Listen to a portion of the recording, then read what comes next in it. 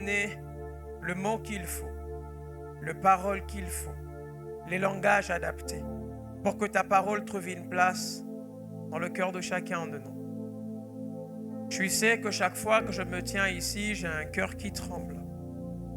Un peu comme ces jours-là, ces petits garçons qui n'avaient que 5 pains, et puis il y a un autre qui avait 2 poissons, mais il y avait là 5000 personnes à nourrir et tu t'es servi de si peu pour nourrir un si grand nombre. Je te prie ce soir, fais de même. Je me tiens en toi pour essayer de parler de toi avec un langage faible. Mais permets que chacun mange à satiété. Et si tu manifestes ta gloire, comme chaque jour, je te promets de te la rendre. Elle te reviendra. Je ne la prendrai pas parce que c'est un vêtement à ta taille. Merci parce que tu m'enflammes et tes sources d'eau vive coulent de moi pour affecter ton peuple. Au nom de Jésus, nous avons prié et nous disons Amen et nous acclamons le Seigneur.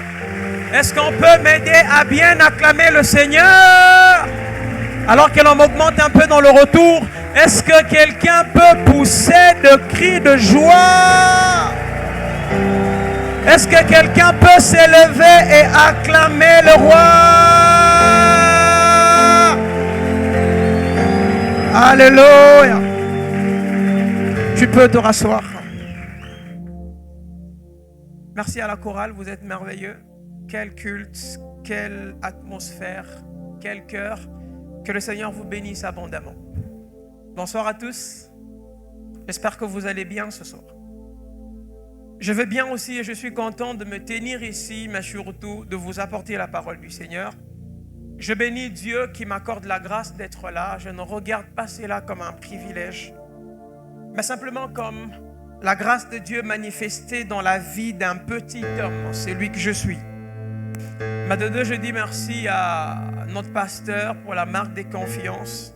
Si nous nous tenons ici, c'est parce que d'abord lui accorde. Mais je dis aussi merci à notre merveilleux responsable des jeunes, le frère James. Un merveilleux homme de Dieu, un ami pour moi, un frère. Et il accepte de nous accorder de prêcher à ces merveilleux programmes. Combien mon cœur est touché. Je vous dis merci, frère James. Merci à toute l'équipe qui travaille avec vous, à la jeunesse, pour tout le travail qui est fait. Mais merci pour tout un chacun de vous ici ce soir, parce que si vous n'étiez pas là, on ne parlerait pas aux chaises. Est-ce qu'on peut acclamer le Seigneur?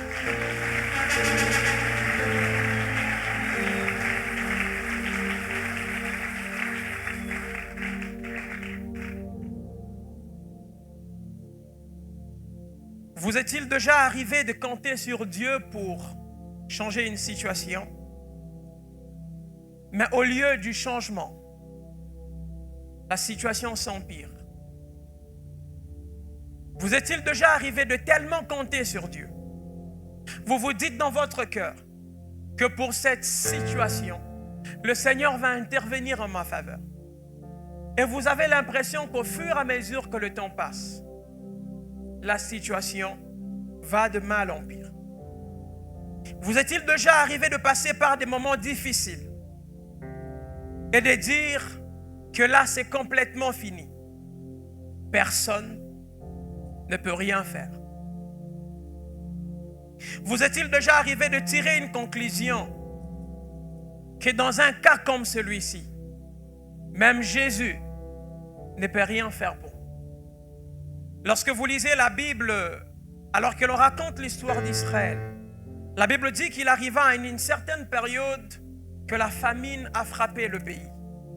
Parce que les ennemis avaient assiégé la ville.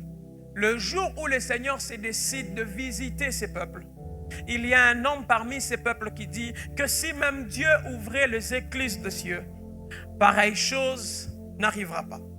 Parce qu'il arrive parfois que dans la vie de l'homme, que l'on soit en face de certaines situations, elles sont tellement difficiles pour nous que l'on se dit au fond de notre cœur, ça, même Dieu ne peut rien faire pour nous.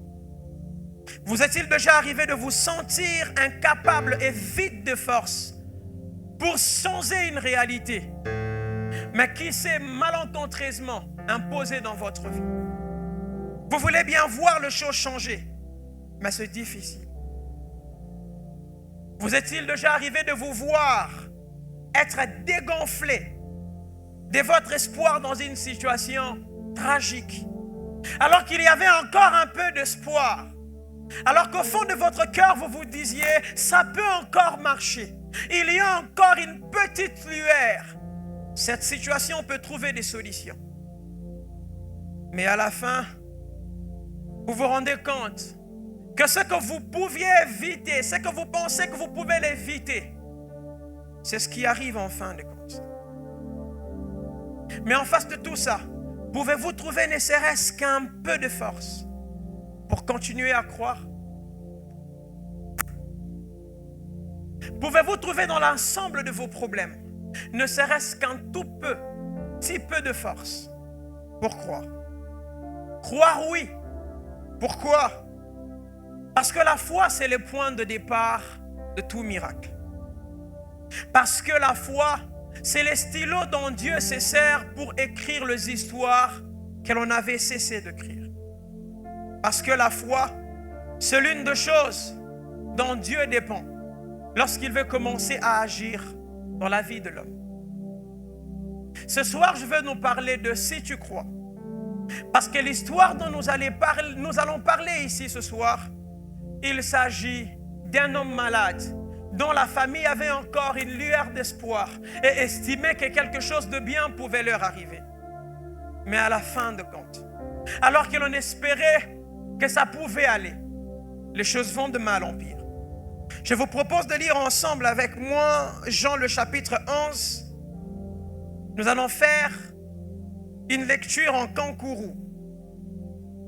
La Bible déclare: il y avait un homme malade, Lazare de Béthanie, village de Marie et de Marthe, sa sœur. C'était cette Marie qui oignit de parfum le Seigneur et lui essuya le pied avec ses cheveux. Et son frère Lazare était malade. On commence ici à nous préciser que la personne dont il s'agit ici, il y a d'abord Lazare, le frère de Marie, qui est malade. Mais au-delà de Lazare, le frère de Marie qui est malade, on apporte d'autres précisions. Que la Marie dont il s'agit ici, il s'agit de celle qui a versé le parfum aux pieds de Jésus et qui a pris le temps de l'essuyer avec ses cheveux. Donc la Bible commence à nous préciser que la personne dont il est question ici n'est pas quelqu'un d'étranger à Jésus. C'est quelqu'un que Jésus connaît. De telle sorte que Jésus va jusqu'à dire à Pierre: entre quelqu'un à qui on a beaucoup pardonné et celui à qui on a peu pardonné, lequel aimerait le plus? Ça veut dire que Jésus sait que cette Marie l'aime tellement. Mais la Marie que Jésus aime tellement, c'est celle dont le frère souffre. Vous est-il arrivé de vous poser des questions? Pourquoi Dieu que j'aime? Pourquoi le Dieu que j'ai choisi de suivre? Pourquoi Dieu à qui j'ai donné ma vie, malgré que je suis en train de lui suivre, mon problème s'empire? J'ai rencontré plusieurs fois des personnes qui m'ont dit: mais frère Abi, depuis que je suis devenu chrétien, mes problèmes deviennent de plus en plus compliqués. Moi, je pensais qu'en donnant ma vie à Dieu, les choses allaient s'améliorer. Mais bizarrement, frère Abi, ça ne va pas.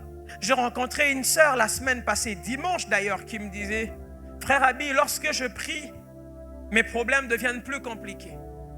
Je pense que je dois arrêter de prier. Y a-t-il ici quelqu'un qui, depuis qu'il a placé sa confiance en Dieu, a l'impression que ça ne va pas? Les sœurs envoyèrent dire à Jésus: Seigneur, voici celui que tu aimes est malade. Après avoir entendu cela, Jésus dit: cette maladie ne point à la mort, mais elle est pour la gloire de Dieu, afin que le Fils de l'homme soit glorifié. Alors que les personnes qui ont été envoyées vers Jésus s'en vont.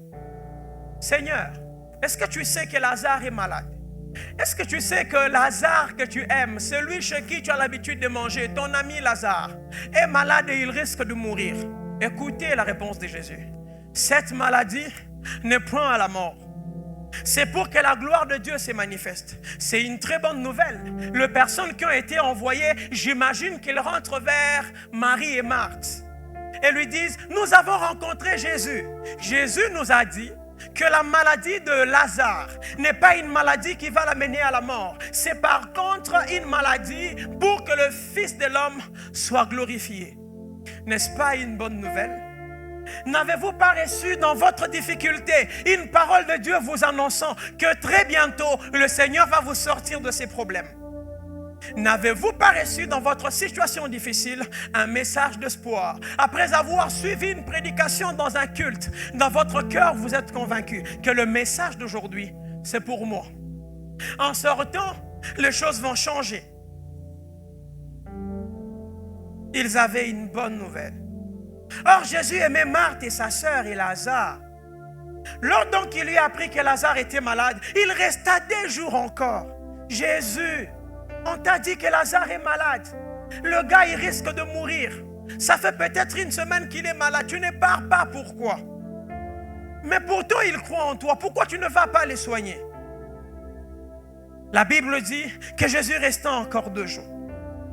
Après ces paroles-là, il leur dit: Lazare est mort. Jésus, tu as dit que la maladie ne conduirait pas à la mort. Comment expliquer que Lazare est mort? Jésus, est-ce que tu es un menteur? J'imagine Marthe et Marie qui voient Lazare mourir. Est-ce que vous vous imaginez comment elles se sentent? Jésus, tu es un aventurier, tu nous as menti. Jésus, tu nous as dit qu'il n'allait pas mourir. Seigneur, nous avons cru depuis tous ces temps que tu étais fort, que tu pouvais guérir le malade. Pourtant, nous t'avons vu guérir de malades partout. Est-ce des maquiona? Est-ce des personnes avec lesquelles vous vous êtes entendus pour nous vendre une illusion de miracle? Ou cela est vrai? Il y a ici des personnes à qui Dieu a dit que Lazare ne mourra pas. Mais malencontreusement, à leur attente, ils se sont rendus compte que leur Lazare est mort. Jésus a dit que tu ne vas pas rater cette année.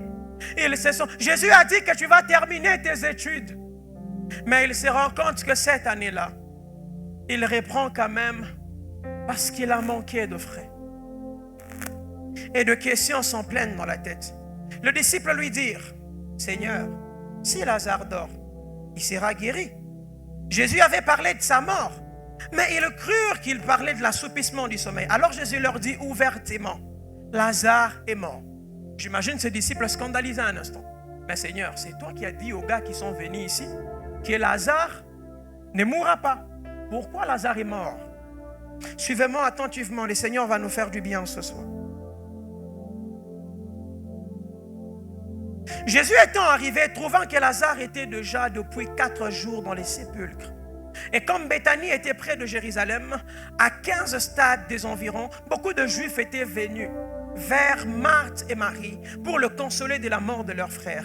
Lorsque Marthe apprit que Jésus arrivait, elle alla au-devant de lui, tandis que Marie s'était tenue assise à la maison. Marthe dit à Jésus: Seigneur, si tu y étais là, mon frère ne serait pas mort. Mais maintenant même, je sais que tout ce que tu demanderas à Dieu, Dieu te l'accordera. Jésus quitte où il était, il vient à Béthanie où Lazare est mort. Lorsque Jésus arrive, Jésus rencontre la grande sœur de Lazare. Celle-ci lui dit: Seigneur, si seulement tu avais été ici, mon frère ne serait pas. J'ai une question pour toutes les Marthes ce soir en ces lieux.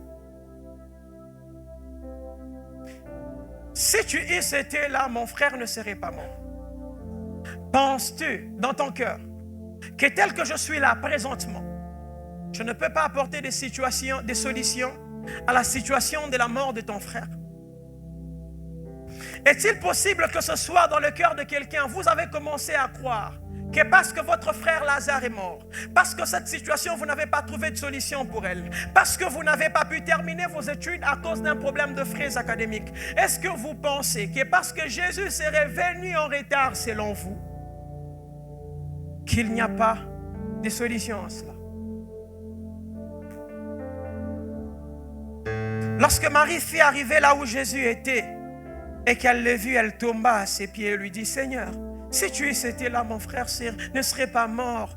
Jésus, la voyant pleurer, et les Juifs qui étaient venus avec elle, il frémit en son esprit et fut tout ému. et dit, où l'avez-vous mis?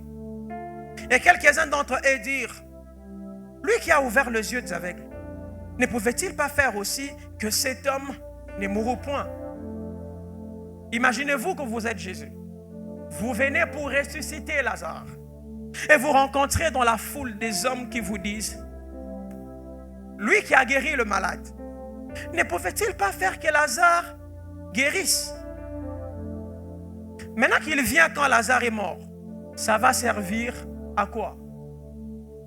Vous est-il déjà arrivé de voir quelqu'un qui vient après que vous avez déjà trouvé une solution ou après que tout a déjà été gâté? Ça ne vous soulage en rien sa présence. Ça vous énerve même. En Chiluba on dit, parce que tu vungu kebela, tu katijik.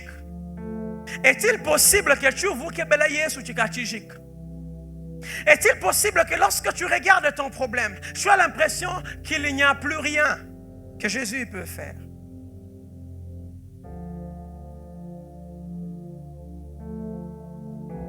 Jésus, frémissant de nouveau en lui-même, s'est rendu au sépulcre. C'était une grotte et une pierre était placée devant. Jésus dit, ôtez la pierre.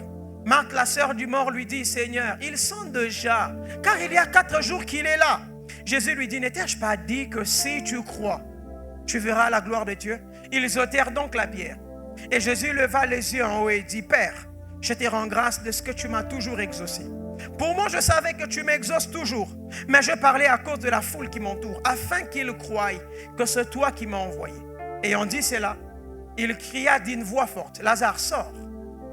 Et le mort sortit, le pied et le main liés et bandés, et le visage enveloppé d'un linge.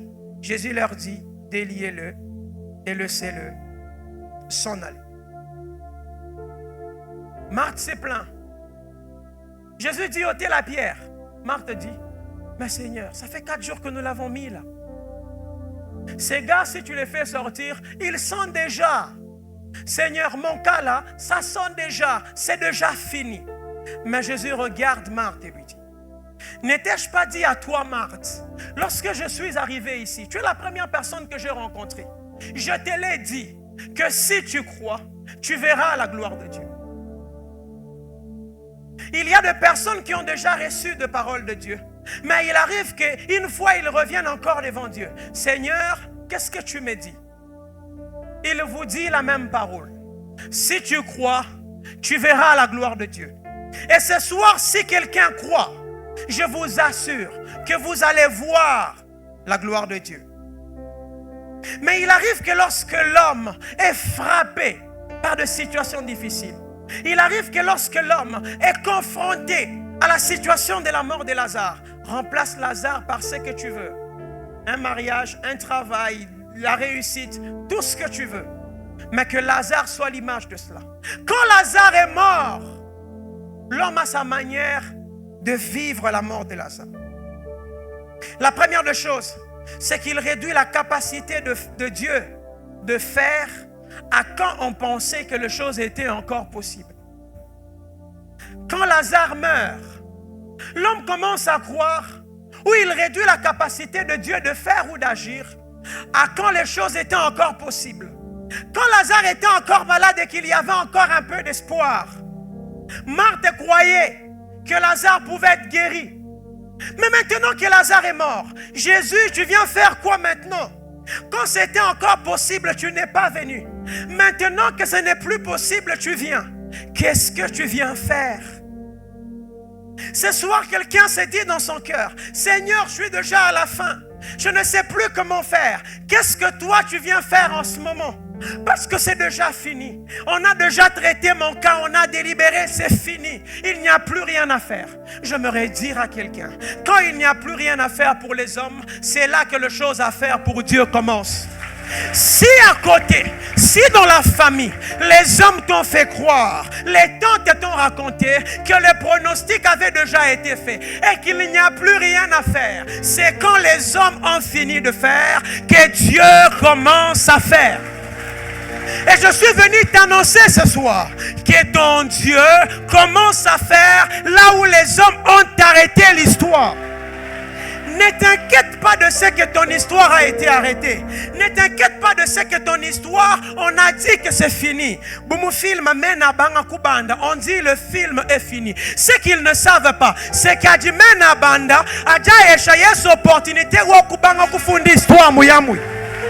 Bien-aimé, ne t'inquiète pas. Je suis venu te rassurer. La capacité de faire de ton Dieu ne dépend pas de là où tu penses qu'il y a encore de possibilités. Dieu peut agir dans tes possibilités, mais il peut aussi agir dans tes impossibilités. Ok. La deuxième des choses, on perd l'espoir de voir la situation changer un jour. Quand c'est compliqué, on perd l'espoir. Est-ce que ça va changer? C'est ce qui s'est passé avec Lazare. Jésus regarde Marthe et lui dit, ton frère ressuscitera. Écoutez la réponse de Marthe. Je sais, lui répondit Marthe, il ressuscitera à la résurrection au dernier jour. Marthe, moi je t'ai dit qu'il va ressusciter. Toi tu me dis que tu sais. Mais tu ne crois pas qu'il peut ressusciter ici et maintenant. Bien-aimé dans le Seigneur, Dieu peut troubler ta théologie. Dieu peut troubler la forme de ta connaissance sur lui. Dieu peut entrer dans ce que tu as toujours cru comme vrai et commencer quelque chose d'autre qui te montre que ta manière de penser était fausse. Et je prie du plus profond de mon cœur que Dieu entre dans ce que tu as commencé à considérer comme vérité et qu'il te donne une autre vérité différente de celle que tu as toujours cru. Qu'as-tu toujours cru que dans votre famille vous ne pouvez pas avoir de diplôme? Qu'as-tu toujours cru que tu ne peux pas avoir ce travail? Qu'as-tu toujours cru que toi tu es appelé à finir à ce niveau-là? Je suis venu t'annoncer qu'au-delà de ce que tu croyais, il y a quelque chose de nouveau que tu vas commencer à croire à partir d'aujourd'hui. Et je prie que mon Dieu te fasse entrer dans une nouvelle dimension de croyance.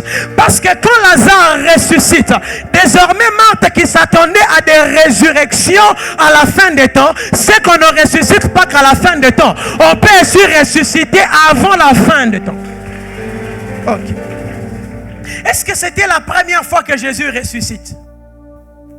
Non. La fille de Jairus avait été ressuscitée par Jésus. Les fils de la femme de Naïn avaient été ressuscités par Jésus. Mais Marthe habitait à Béthanie. Je parie que la nouvelle que Jésus ressuscitait les morts n'était pas encore arrivée à Béthanie. Mais je prie que Dieu entre. Les choses qu'il a fait pour les autres, et que jusque-là, toi, tu n'es pas au courant que ton Dieu a la capacité de le faire, qu'il entre aussi dans ta vie, qu'il commence à le faire pour toi, afin que la nouvelle que l'on avait à Naïn, la connaissance que l'on avait à Naïn, qu'elle soit désormais possible à Béthanie. Zambia bola mu Béthanie wa moyi mwe banyabanga chintu chiamui.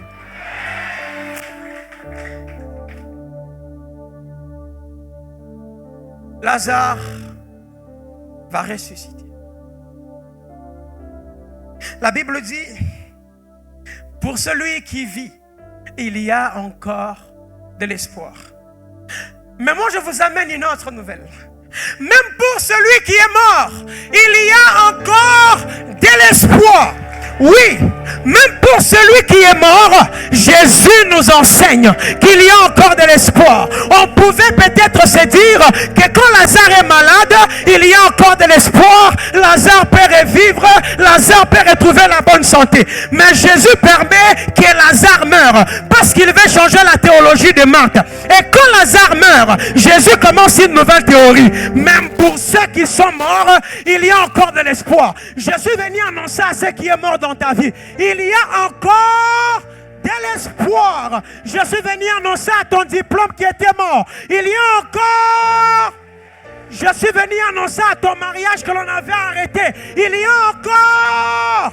Je suis venu annoncer à ton travail qui ne venait pas, il y a encore. Je suis venu annoncer à tout ce qui était mort dans ta vie, il y a encore.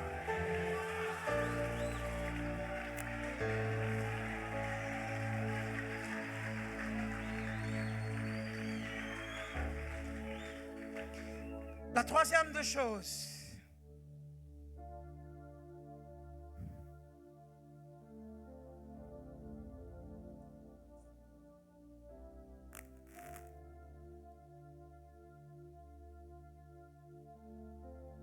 parlons de ce que nous pouvons apprendre sur Jésus dans cette histoire.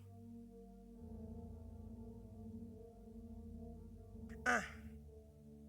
Dieu appelle ton problème par un nom plus petit que celui par lequel toi tu l'appelles. Le Dieu dont je suis venu te parler, il appelle ta situation que tu appelles difficile. Dieu l'appelle par un nom très petit. Jésus apprend que Lazare est mort, frère Moïse. Mais lorsque Jésus parle aux disciples, écoutez ce qu'il leur dit. Notre ami Lazare dort. Ah, Jésus, on te dit que Lazare est mort. Toi, tu dis qu'il dort. Oui. Pourquoi?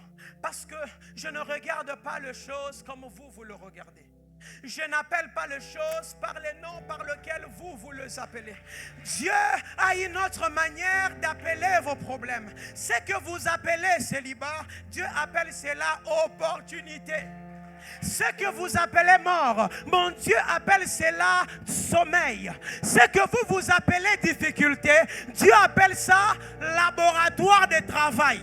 Ce que vous regardez comme situation compliquée, pour Dieu c'est un laboratoire. Il est en train de travailler votre vie. Il est en train de travailler votre lendemain. Il vous prépare de grandes choses. Es-tu dans la difficulté ce soir? Es-tu en train d'attendre quelque chose qui ne vient pas? As-tu pleuré? Je suis venu t'annoncer. Tu vis les laboratoires de Dieu. Tu es dans les laboratoires. Tu es dans les laboratoires. Et quand on est dans les laboratoires, avant de devenir une matière finie, on passe par les temps de transformation. On peut être dilué, on peut être mis dans le feu, on peut nous mélanger avec des choses pour nous donner une forme. Les situations par lesquelles tu passes, Dieu est en train de vouloir te donner une forme. La mort, c'est une forme que Dieu veut te donner. La faim, c'est une forme que Dieu veut te donner. La difficulté, ton Dieu est en train de te donner la forme. Je suis venu t'annoncer que même s'il arrive que tu meurs, n'aie pas peur. Il y a encore de l'espoir. Il y a encore de l'espoir. Même dans la tombe, je ne veux pas avoir peur. Parce que mon Dieu m'a mis dans un laboratoire. La deuxième des choses à apprendre. Si Jésus tarde à venir, c'est qu'il a un plan plus merveilleux. Si Jésus tarde à venir, c'est que son plan est plus merveilleux. C'est quoi le plan de Marthe? Lazare est malade. Jésus vient guérir Lazare. Ça, c'est nos plans. Jésus, mes études, c'est compliqué. Viens terminer le cas de mes études. Jésus, je n'ai pas d'enfant. Viens me donner un enfant. Et Dieu tarde. Tant que tu proposeras à Dieu ton plan, Dieu tardera. Mais si ton Dieu tarde, c'est que le plan de Dieu est plus meilleur que le plan que toi, tu t'es formé. La Bible dit ceci. Les voies de Dieu sont élevées au-dessus des voies des hommes. Les pensées de Dieu sont élevées au-dessus des pensées des hommes. Comme les cieux sont élevés au-dessus de la terre. Vous voyez les pensées que vous avez sur votre vie. La distance qui sépare vos pensées et les pensées de Dieu ont la taille qui sépare la terre et le ciel. De telle sorte que pendant que toi tu es en train de calculer que Dieu va venir guérir Lazare, Dieu est en train de préparer quelque chose de plus glorieux que la guérison de malade. Ainsi, quand la chose arrive dans votre vie, la guérison qui était normale, on ne va pas en parler partout. Mais Dieu sait que si je ressuscite Lazare, on va en parler partout à Béthanie. Je suis venu t'annoncer que le plan de Dieu est plus meilleur. Dieu est en train de se rassurer que l'on parle de toi partout à Béthanie. Si je t'ai guéri de ta maladie, on parlera de toi dans ton quartier parce que c'est normal. Mais si je te ressuscite de la mort, on racontera ton histoire partout. Bien-aimé dans le Seigneur, je prie que Dieu t'amène jusque dans la mort pour que l'on parle de ton histoire partout. Et 3, avant d'aborder le point final, Dieu aime parfois être absent dans nos problèmes et revenir plus tard pour manifester sa gloire. Frère Abi, j'ai l'impression que Dieu n'est pas dans mon problème. Oui, il est absent. Frère Abi, mais la Bible dit que Dieu a le regard tourné vers son peuple. Lorsque vous lisez Exode, le chapitre 3, alors que Dieu vient vers Moïse, écoutez, Dieu dit ceci. J'ai vu la souffrance de mon peuple. Pourquoi tu n'es pas descendu? Parce que j'ai vu celle. Mais j'ai entendu le cri que lui font pousser ses oppresseurs. Alors je suis descendu. Le Dieu qui voit n'est pas toujours le Dieu qui descend pour agir. Parce qu'il attend parfois les moments favorables pour agir. L'absence de Dieu ne veut pas dire qu'il n'est pas au courant de ta situation. L'absence de Dieu veut simplement dire qu'il attend un moment favorable pour manifester sa gloire. Écoutez la réponse de Jésus. La Bible dit ceci. Jean le chapitre 11, le verset 15. Et à cause de vous, afin que vous croyiez, je me réjouis de ce que je n'étais pas là. Seigneur, tu t'es réjoui de ce que tu n'étais pas là. Oui, ce soir, le Seigneur s'est réjoui de ce que ton histoire avait commencé à son absence. Mais tout ce que je sais, c'est que si l'histoire a commencé alors qu'il n'était pas là, l'histoire ne se finira pas en son absence. Il interviendra quelque part pour changer ma situation. Parce que le Dieu qui s'élève en dernier ne te fait pas le dernier. Il s'élève en dernier pour te faire le premier.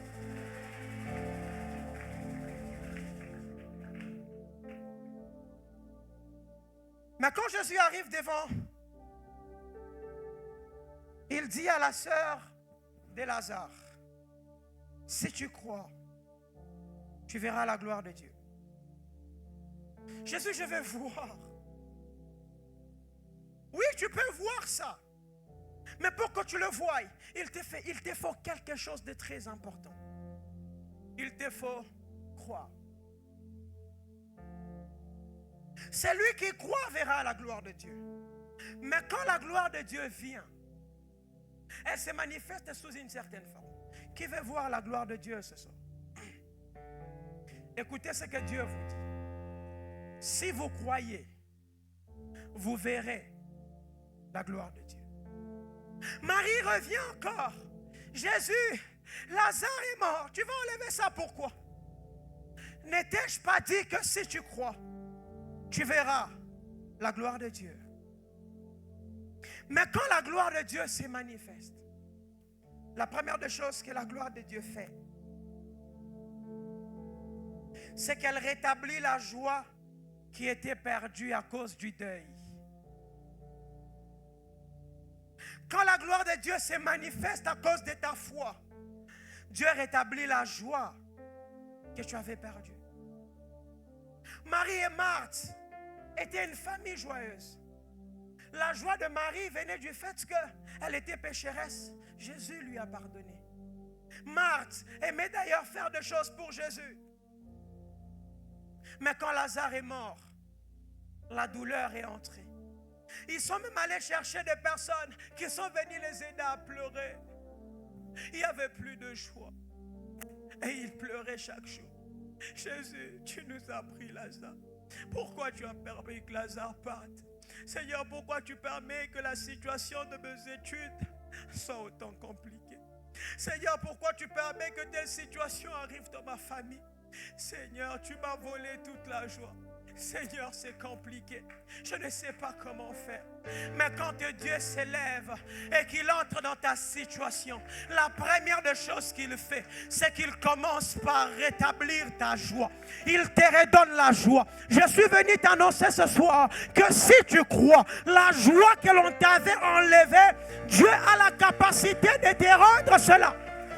Lazare était mort. Il y avait le deuil dans sa famille. Il n'y avait plus de joie. Et si par exemple, Lazare était le type de personne qui animait dans sa famille, ou vous c'est que Chabantou, ses sœurs se disaient, Lazare ou Afou, qui va encore nous faire rire? Je suis venu te dire que ceux qui t'avaient enlevé ta joie, Dieu va te les rendre afin que ta joie revienne.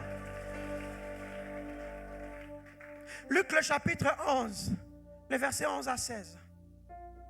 La Bible parle de la veuve de Naïn. C'était le seul fils qu'elle avait.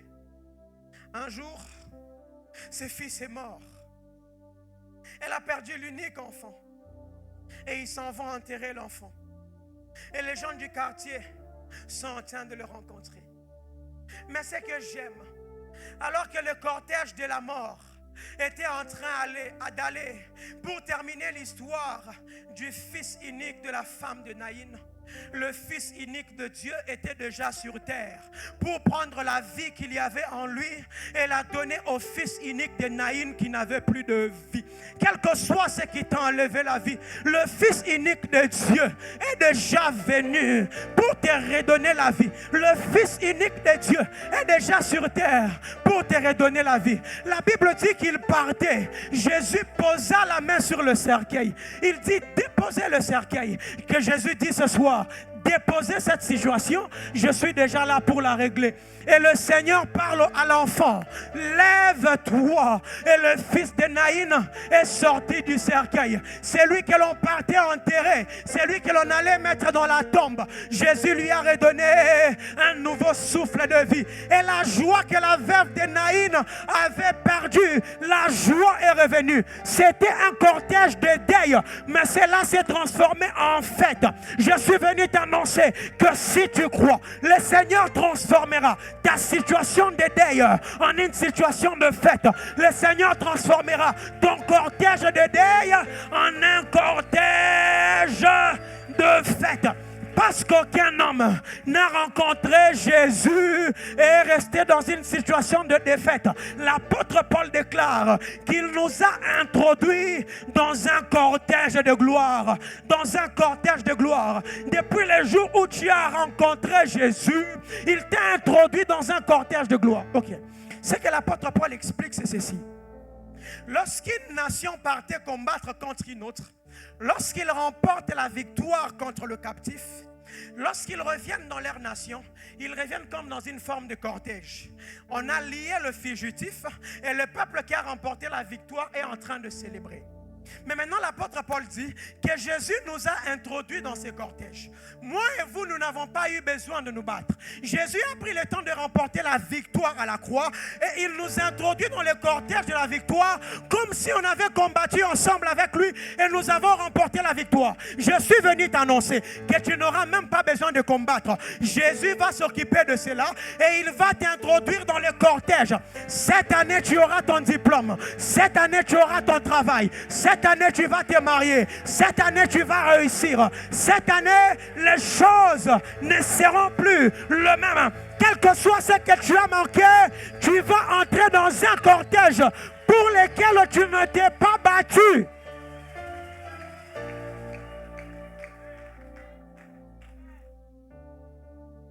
Jérémie, le chapitre 31, le verset 13, la partie B. Écoutez ce que la Bible dit. Je changerai leur deuil en allégresse et je les consolerai. Je leur donnerai de la joie après leur chagrin. Mon Dieu a dit qu'il changera ton deuil en allégresse. Il te donnera la joie après ton chagrin. Ne t'inquiète pas. Quel que soit le chagrin que tu as dû, mon Dieu te donnera la joie. Dis à ton voisin, je ne finirai pas dans les chagrins. Dis-le fort, je ne finirai pas dans les chagrins. Mon Dieu me donnera la joie cette année. Mon Dieu me donnera la joie cette année.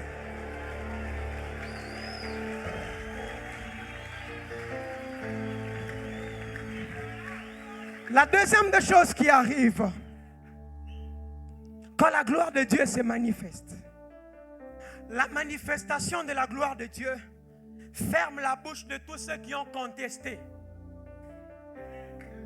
Quand la gloire de Dieu se manifeste, tous ceux qui avaient contesté, tous ceux qui avaient refusé, la gloire de Dieu ferme leur bouche. Je suis venu te dire, bientôt on va fermer la bouche de tous tes contestateurs. Ok. Jean le chapitre 11, le verset 34. La Bible dit, et il dit, où l'avez-vous mis? Seigneur, lui répondirent-ils, viens et vois. Sur quoi les Juifs qui voyaient comme il l'aimait, quelques-uns d'entre eux dirent, lui qui a ouvert les yeux des aveugles, ne pouvait-il pas faire aussi que cet homme ne mourrit point?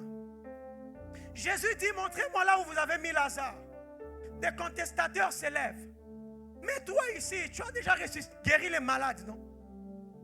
Tu as fait voir les aveugles. Pourquoi tu n'as pas guéri Lazare? Et il commence à contester. Il y a dans ta vie des personnes qui contestent ta réussite. Des personnes qui ne veulent pas te voir aller de l'avant. Des personnes qui, quand toi tu réussis, s'élèvent pour dire que toi tu ne peux pas réussir. Et quand tu as un peu de résultats, ils racontent tout sur toi. Ils t'insultent, ils te critiquent partout. Mais Jésus n'a pas kippé ces personnes. Il est allé devant les tombeaux. Alors qu'ils étaient en train de parler, Jésus a dit, je m'en fous, parlez. Mais bientôt quelque chose va fermer votre bouche. Lazare sort. Et on voit Lazare qui était mort sortir. Ceux qui disaient que Jésus ne pouvait pas faire avaient la bouche complètement fermée. Que mon Dieu ferme la bouche de tous ceux qui t'ont contesté. Cette année, tous ceux qui ont contesté ton mariage, Dieu va fermer leur bouche. Cette année, tous ceux qui ont contesté ta réussite, ils seront étonnés de te voir réussir. Oh, on va te voir là où on ne t'avait pas calculé.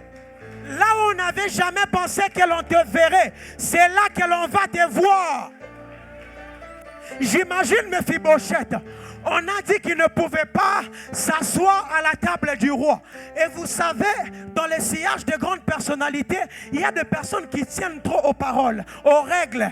Mais le roi a dit que Mephibosheth ne peut pas s'asseoir. Mais il y a quelque chose dont jouissait Mephibosheth que l'on appelle l'exception. Il jouissait de l'exception. Quand l'exception de la grâce s'est manifestée dans sa vie, là où on ne pouvait pas le voir, Dieu a créé une chaise à Mephibosheth. Cette année, Dieu va te créer une chaise à la table du roi. Là où on ne pensait pas qu'on allait te voir, mon Dieu va te créer une chaise. Que là où il n'y avait pas de chaise pour toi, que mon Dieu te l'accorde. Marc le chapitre 5, le verset 38 à 42. On parle de la fille de Jairus qui est mort. Jésus arrive, ce Jairus. Quand il entre, il y avait des pleureuses, ils avaient des flûtes, c'est des personnes que l'on appelait pour pleurer au deuil. Ils étaient là. Et quand Jésus dit l'enfant dort, la Bible dit qu'ils se sont moqués de Jésus. Qui s'est moqué de toi? Qui s'est moqué de ce que Dieu peut faire par toi? Ils se sont moqués de mon Seigneur.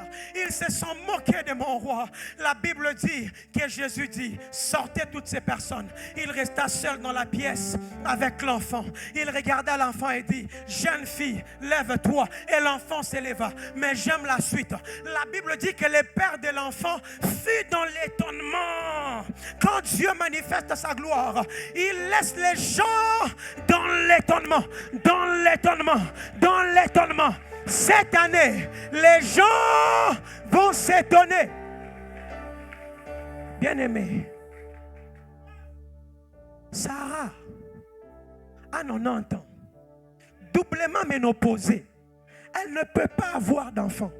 À tel point que quand Dieu vient dans la vie de Sarah, il annonce à Abraham que l'année prochaine, Sarah va avoir un enfant. Sarah se moque.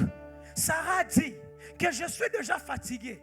Même mon maître est déjà usé qu'il ne peut pas me donner un enfant.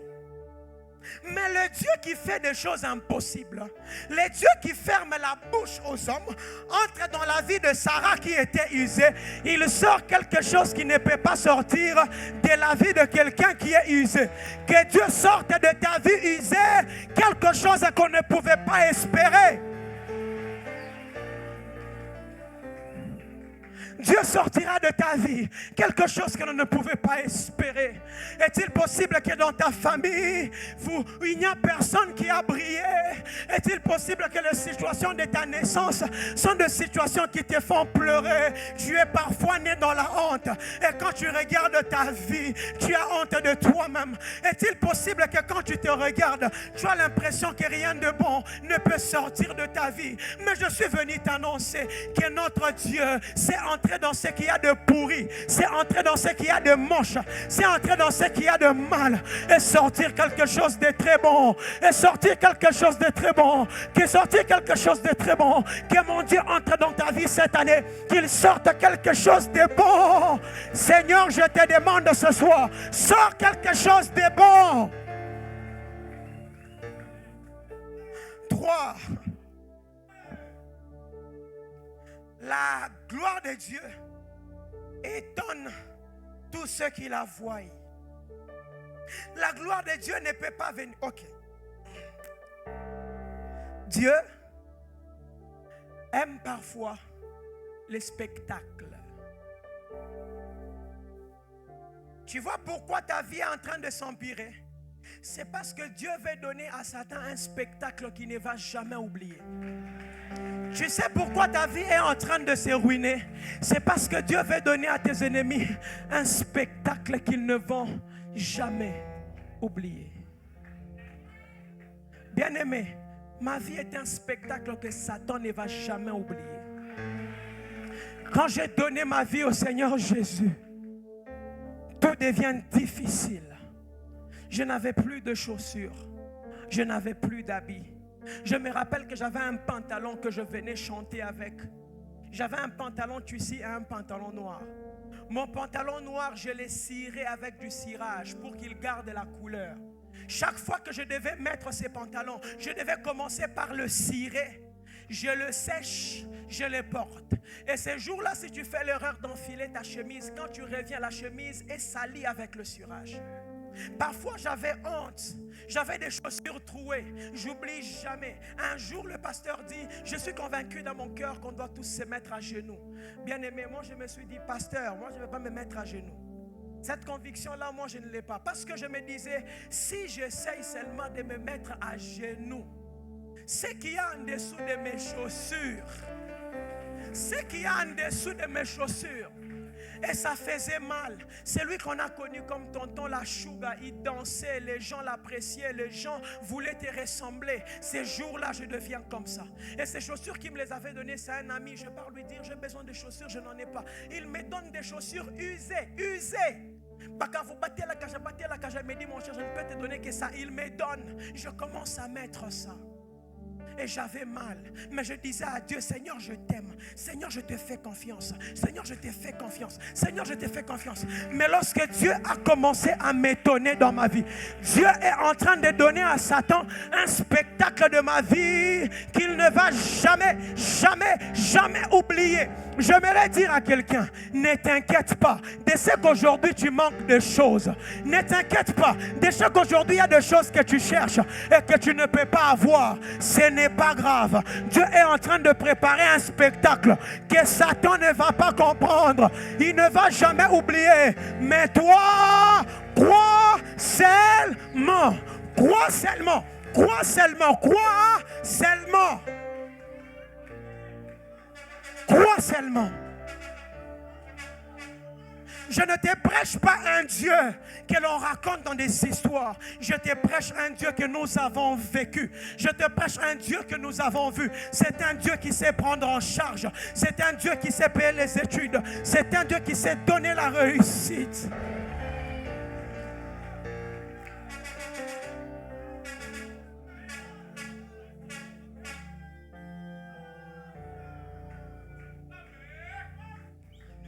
Matthieu 9, 32 à 33. Comme il s'en allait, voici on amena à Jésus un démoniaque muet. Les démons ayant été chassés, le muet parla.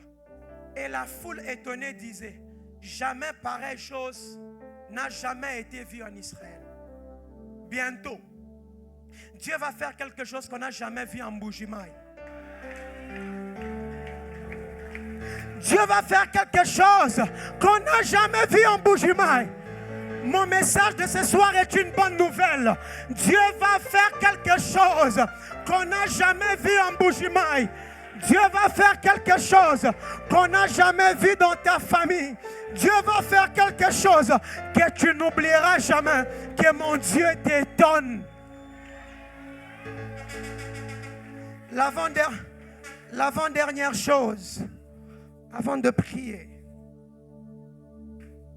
Quand la gloire de Dieu se manifeste, alors que nous avons cru, la gloire de Dieu réécrit l'histoire là où on pensait qu'elle n'était plus possible. La gloire de Dieu réécrit l'histoire là où on ne pensait plus que cela était possible. Celui qui sert à Dieu sa foi tel un stylo, Dieu s'en servira pour écrire une histoire là où on pensait que l'on ne pouvait plus écrire. Tout ce que le Seigneur te dit ce soir, cette histoire, moi je peux l'écrire, mais le stylo, c'est toi qui le tiens entre tes mains. Si tu me donnes le stylo de ta foi, je peux t'étonner parce que je peux dessiner avec ton histoire. Moi, je fais la maths physique, je fais des études scientifiques. Dans une épure, lorsque l'on veut dessiner une figure géométrique, on commence toujours par un point. On se rassure de placer un point et c'est le point de départ de tout ce qu'on va mettre comme figure géométrique. Tu vois les points que l'on a mis dans ta vie là pour dire que l'histoire de ta vie s'est terminée. Tu vois les points que l'on a mis dans ta vie pour dire que c'est fini. On a pris ton papa, papa wabuwa fukwajiki. On a pris ta maman, maman wabuwa fukwajiki. Bakwata kutulasa bama intwa kwachi tulasa kwajiki. Kakenza kabijibwalu na shabu moto. Jito bajijibobu bela. Kimwabu jinzandu bangile bwa kwensa bwalu bujibobu kabayi bwa kwela mesh. Dieu peut réécrire une nouvelle histoire. On t'a dit que tu es tombé dans les péchés. Dieu ne peut plus t'utiliser. Je suis venu te dire, Dieu peut réécrire une nouvelle histoire. On t'a dit que c'est fini pour toi. Dieu peut réécrire une nouvelle histoire. David me dit Amen. Et je lui pose la question. Pourquoi tu me dis Amen? David me dit dans les psaumes, mes destinées ont été toutes tracées. Frère James, je pensais qu'en Dieu, il y avait une destinée. Mais David me surprend. David me dit que mes destinées sont toutes tracées. Ça veut dire qu'en Dieu, Dieu s'est rassuré que lorsque tu vas faire une mauvaise route, lorsque tu vas faire un faux pas sur le chemin, il a prévu un chemin de récupération pour te placer dans l'accomplissement de ses desseins. C'est pour ça que je t'annonce ce soir, même si tu t'étais perdu sur les chemins, tes destinées sont dans la main de Dieu. Il peut écrire une nouvelle histoire. Hébreux 11, le verset 11 à 12. Écoutez ce que la Bible dit. C'est par la foi que Sarah elle-même, malgré son âge avancé, fut rendue capable d'avoir une postérité parce qu'elle crut à la fidélité de Dieu. C'est lui qui avait fait à la fidélité de Dieu, c'est lui qui avait fait la promesse. C'est pourquoi, d'un seul homme déjà usé de corps, naquit une postérité nombreuse comme les étoiles du ciel. Quand je lisais ces textes aujourd'hui, je recommençais à me poser des questions. Quand on parle d'Abraham avant, tout ce qu'on dit de sa foi, c'est qu'il a obéi à Dieu en partant sur une terre qu'il ne connaissait pas. Moi, je pensais qu'on parlerait d'Isaac. Mais la Bible ne parle pas de ça. Quand il faut que Isaac naisse, la Bible dit que c'est à cause de la foi de Sarah qu'Abraham a eu l'enfant qu'il cherchait. Mais Abraham aussi est devenu père d'une multitude. Tu vois ta foi à toi. Elle peut te donner l'enfant que tu cherches. Elle peut te donner la chose que tu cherches. Mais elle peut aussi positionner les personnes qui sont autour de toi dans quelque chose de plus grand qu'ils ne l'ont imaginé. Sarah était vieille. Elle ne pouvait pas avoir d'enfant. Mais parce qu'elle a cru, même Abraham a bénéficié. Toutes les années, si l'enfant ne venait pas, j'ai compris que c'est parce que Sarah n'avait pas encore cru. Mais le jour où Sarah a placé sa foi en Dieu, les situations ont changé. Celle que l'on appelait stérile peut désormais être appelée mère porteuse de plusieurs enfants. Je prie que Dieu, par ta foi, te surprenne. Quand la gloire de Dieu se manifeste, elle change la nature de la nouvelle. La nouvelle qui était répandue, c'était que Lazare est mort. Lazare est mort. Dans la famille de Marthe, quelqu'un est mort. Quelle est la nouvelle qui est répandue sur toi? Qu'est-ce qu'on a dit sur toi? Cette fille, c'est une prostituée. Cet homme, c'est un bon à rien. Dans cette famille, rien ne peut sortir de bon. Peut-il sortir quelque chose de bon de leur famille? Ça, c'est la nouvelle qui est répandue sur toi. Mais quand Jésus vient dans ta vie, quand Jésus entre dans ton cœur, il change la nature de la nouvelle. Ce qui était une nouvelle de deuil devient une nouvelle de joie, de gloire, de résurrection. Je ne sais pas qu'est-ce qu'on a raconté sur toi. Je ne sais pas qu'est-ce qui se raconte sur ta personne. Mais je viens t'annoncer que bientôt, une bonne nouvelle va commencer à se raconter sur toi. Va commencer à se raconter sur toi. Et quand je dis ces choses, Kiss me dit Amen. Kiss le Père me dit Amen. Il avait perdu ses brebis. Il a reçu la nouvelle qu'on ne peut pas retrouver tes brebis. Il a appelé son fils Saül. Va chercher mes brebis. Saül est parti chercher les brebis de son père. Et Saül, en allant, n'a pas trouvé les brebis. Mais quand Saül revient vers son père, c'est lui qui était parti comme un enfant normal, revient en ayant reçu l'onction. C'est lui qui a envoyé son fils avec une mauvaise nouvelle des brebis perdues, reçoit une bonne nouvelle, que tu m'avais envoyé chercher les brebis, mais je reviens en étant un roi. Je suis venu t'annoncer que les choses que tu as perdues sont en train de t'attirer vers la royauté. Les choses que tu as perdues sont en train de t'attirer vers la royauté. Bientôt, tu vas revenir avec une bonne nouvelle.